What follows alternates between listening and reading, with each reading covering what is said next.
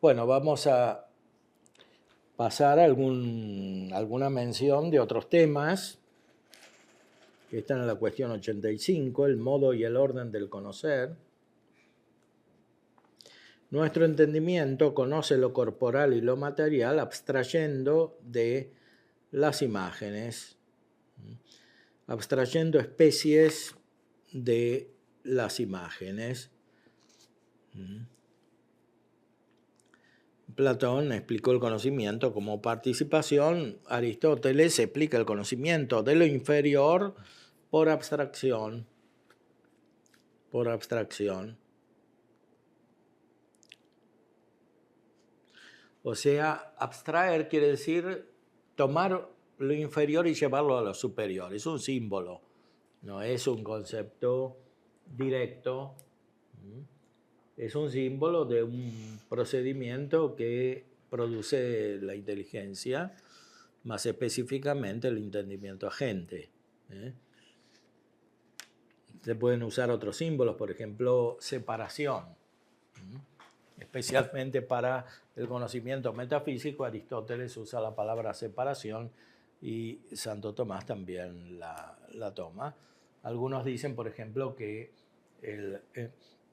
en la física y en las ciencias físicas hay un procedimiento de abstracción, lo mismo en las matemáticas, que constituyen el segundo grado de abstracción, o sea, aritmética y geometría, y en cambio en la ciencia superior, que es la metafísica, hay separación, porque no es solamente traer lo material hacia lo espiritual, sino salir de lo corporal y conocer algo que está separado de lo corporal.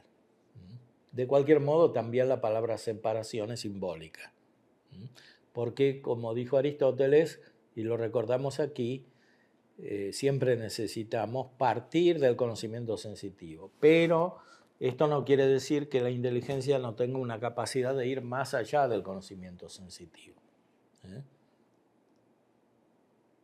Ahora, también en el acto metafísico hay una preparación en los sentidos porque hay que pasar por la abstracción, o sea, por las ciencias físicas, como dice Aristóteles. Y después recién se llega a la metafísica, porque la metafísica quiere decir justamente ir más allá de lo que es físico. Entonces, ahora, según el mismo Aristóteles, cuando se llega a lo metafísico, hay una capacidad de la inteligencia de elevarse por encima de todo lo material, y esto es una especie de éxtasis filosófico, místico, filosófico, sin la gracia todavía. O sea, producido por el hecho de que hay como una comunicación del mismo conocimiento que Dios tiene, aunque sea de manera imperfecta y oscura, en el orden metafísico.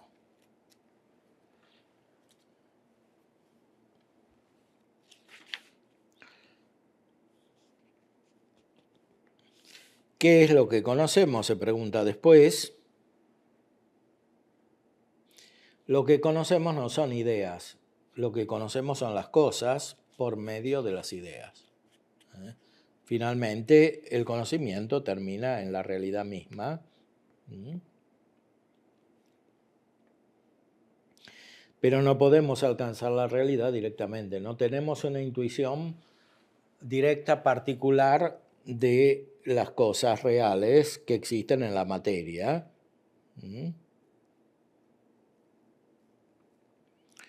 Y esto tiene una aplicación muy importante en el caso del conocimiento humano. No podemos conocer por intuición una persona como persona. El conocimiento de la persona es complejo. Bueno, la inteligencia no tiene la capacidad de captar directamente lo particular. Es siempre lo universal realizado en las imágenes y en lo particular. Y por eso decíamos al principio, considerando la primera cuestión de la suma, que la psicología, para ser completa y perfecta, debe tener un nivel teológico en el cual esta inteligencia, por la obra del Espíritu Santo, adquiere la capacidad de conocer lo particular.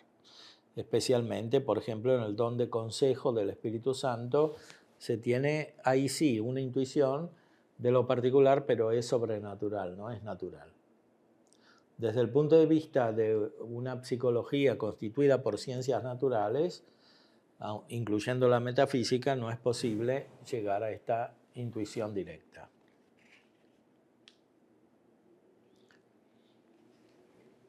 Si se pretende este resultado, sin tener la gracia, la fe, los dones del Espíritu Santo, se incurre siempre en el resultado del idealismo, o sea, en la creación de una teoría que resulta abstracta, separada de la realidad misma.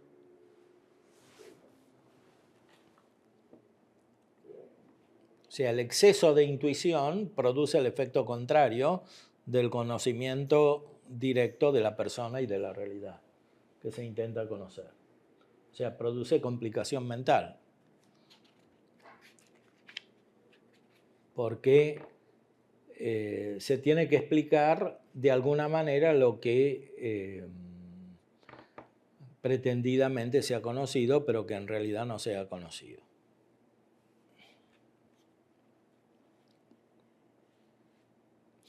Entonces, se entienden las cosas, o sea, mejor, se conocen las cosas a través de las especies.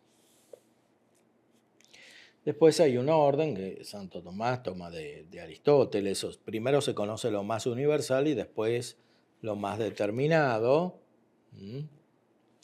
Nuestro entendimiento no puede conocer muchas cosas simultáneamente. Conoce una y después pasa a otra, etc. Solo el entendimiento divino conoce toda la realidad junta. Por otra parte, nuestro entendimiento, como es débil, necesita hacer juicios, conoce uniendo o separando conceptos. Estos son los juicios. Si se une lo que en la realidad está unido, el juicio es verdadero. Si se une lo que en la realidad está separado, el juicio es falso, etc. Por otra parte, indica que hay grados en la capacidad intelectual. Una persona puede ser más inteligente que otra. Esto depende de la luz que Dios infunde por su creación en cada uno y depende también de cómo están dispuestos los sentidos. Lo más evidente es esto último, o sea que la disposición mejor o peor de los sentidos causa un efecto en el uso de la inteligencia. Lo cual es evidente, por ejemplo, en la educación, ¿no? La educación dispone los sentidos para que la inteligencia pueda producir su acto. Pero la educación puede ser mejor o peor, más adecuada, menos adecuada a la realidad.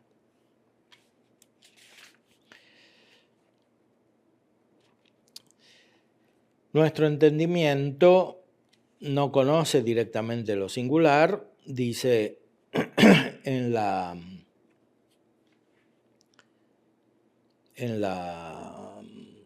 cuestión 86, directamente conoce por las especies inteligibles lo universal, indirectamente lo singular representado en las imágenes.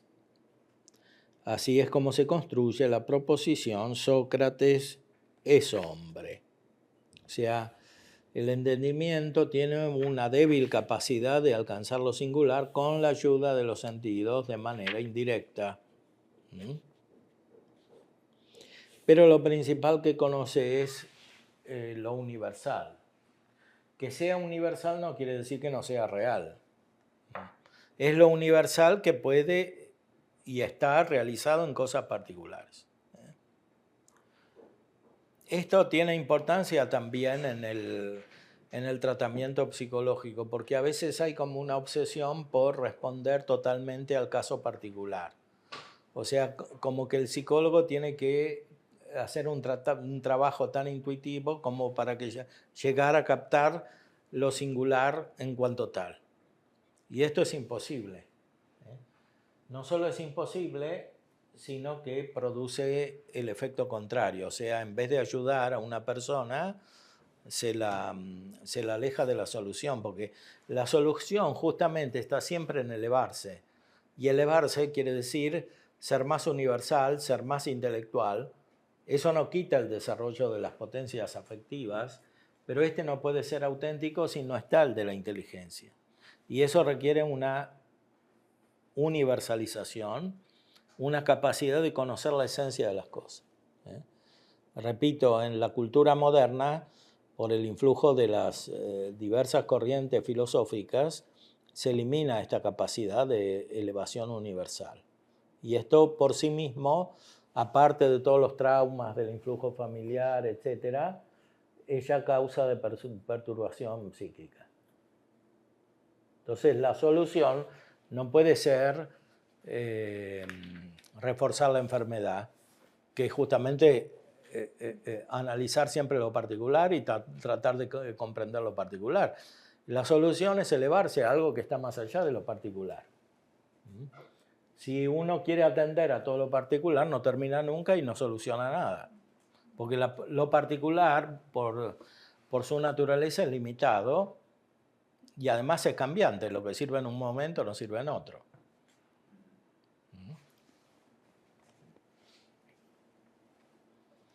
Y con esto sí, llegamos al tema de la cuestión 87, cómo el alma se conoce a sí misma y cómo conoce lo que hay en ella. Este tema evidentemente tiene una gran importancia para la ciencia teórica o las ciencias psicológicas y también para el aspecto práctico para la psicoterapia. Bueno, vamos a dar lugar a algunas preguntas antes de terminar.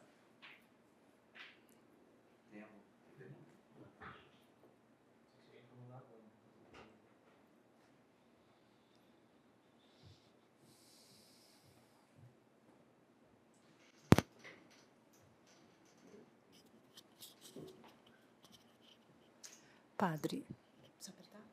Sí. Isso.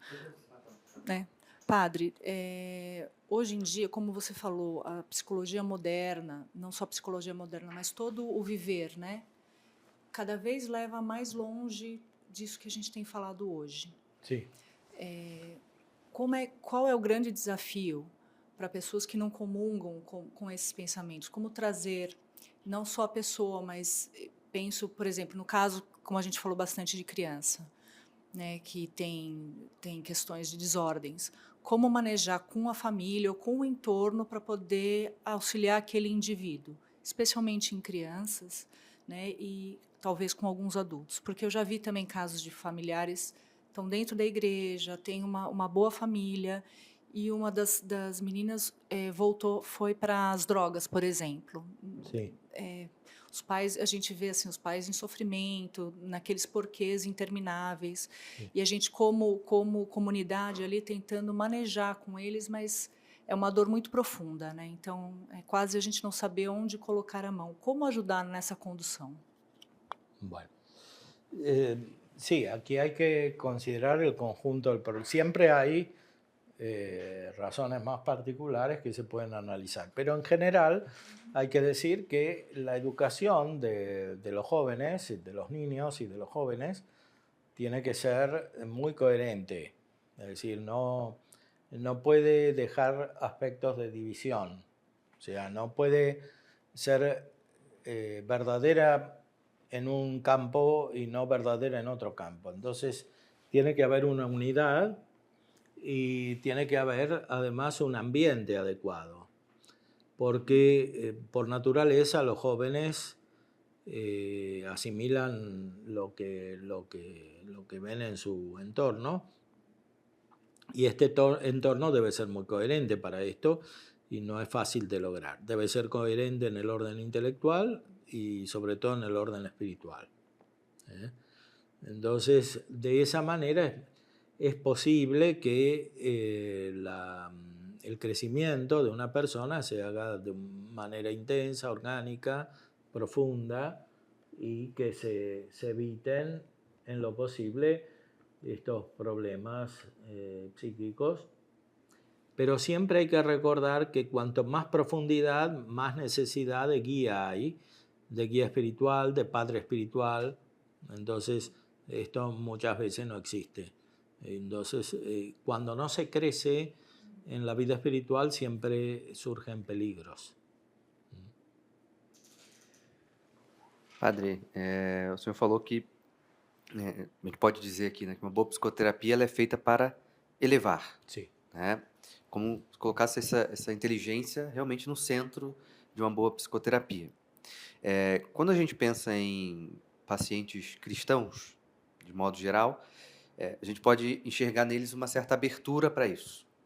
Mas pensando em pacientes que não têm religião, né? Como, né, vamos usar aqui o termo mundano, ele não Sim. tem essa perspectiva. Como que a gente pode usar dessa psicologia de elevar, num primeiro momento, para um tipo de pessoa que está obscurecida numa vida prática? Bueno, las verdades filosóficas valen para todos. O sea, todas las personas humanas tienen la capacidad de descubrir las verdades fundamentales referidas al hombre y referidas a Dios y a la realidad en general.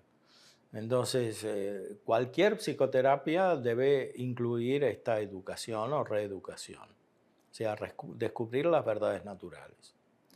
Pero por otro lado, la religión también es natural. Hay una virtud natural de la religión. Aquí en la Suma Teológica, en la Secunda Secunde, Santo Tomás habla de la virtud de la religión que es natural. Hay una virtud sobrenatural de la religión infusa que viene con la gracia. Pero todo hombre naturalmente es religioso, como todo hombre naturalmente es justo. Si no es justo, es contra su naturaleza. Lo mismo naturalmente fuerte, naturalmente templado. Los actos y los vicios contrarios son contrarios a la propia naturaleza. De la misma manera, ser no religioso es ser contrario a la propia naturaleza, es algo contrario. Entonces, aunque el psicólogo no quisiera entrar en el orden de la gracia, debería entrar, pero supongamos que teóricamente no quisiera por algún motivo, de cualquier modo debería entrar en el orden religioso porque esto es constitutivo de la naturaleza humana. El hombre naturalmente es religioso, o sea, tiene capacidad para conocer a Dios, para reconocerlo como creador y para rendirle culto, interno y externo.